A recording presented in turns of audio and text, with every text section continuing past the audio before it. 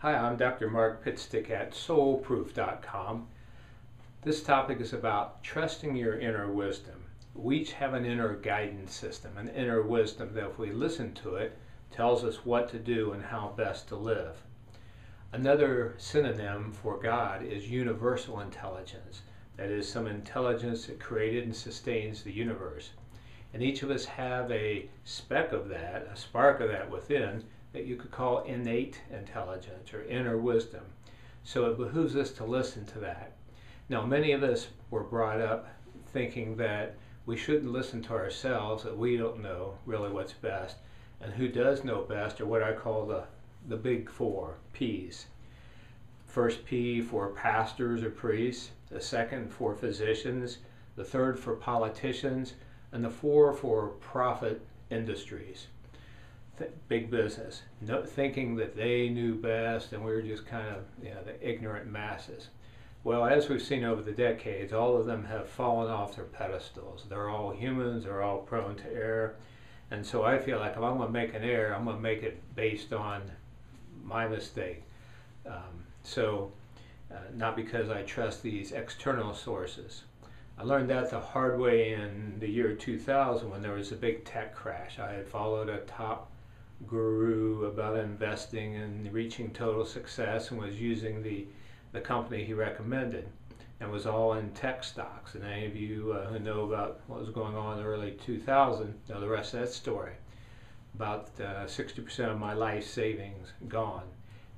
And in the weeks coming up to that crash, I could feel my gut instinct. I called 5 different advisors. They all said, no, you're good.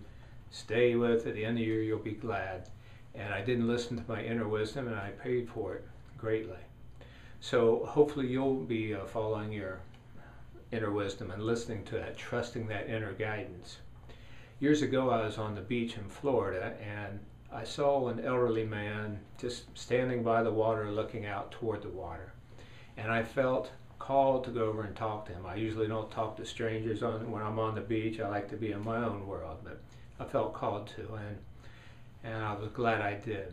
He told me that just weeks before his wife had died, and they had been married for about 60 years, and he had no hope that he would ever see her again. He said that they both used to go to church, but over the years they would bring up questions that they thought to be logical questions. For example, their church taught if you get divorced, even for good reasons, then you had no chance of going to heaven.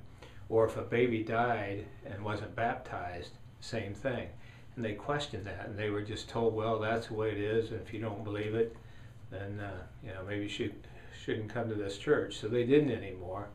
And they got to the point where they just thought, well, when you die, that's it. You die and you're dead. And so that's where this guy was at the time, in such a forlorn state. Well, I talked to him about all the soul-proof evidence, and it didn't move him much. And he thought, what? He said, well, I wish I could believe, but I don't know. And then he brightened up, and he said, oh, there was one thing that happened. My wife had lost so much weight. She was in a vegetative state and a coma. But just a few days before she died, she transformed. She looked young, she looked beautiful, she looked like an angel. Said people and doctors from all over the hospital were coming to see her, and they considered it to be a miracle. And he said, maybe there is hope. Maybe that was a sign to me from God. Well, that was a wonderful story to learn and a perfect example of what happens when we follow our inner voice, listen to our inner wisdom, and act on it. So be sure to visit our website, soulproof.com, learn more about the DVD, documentary, and the book, Soul Proof.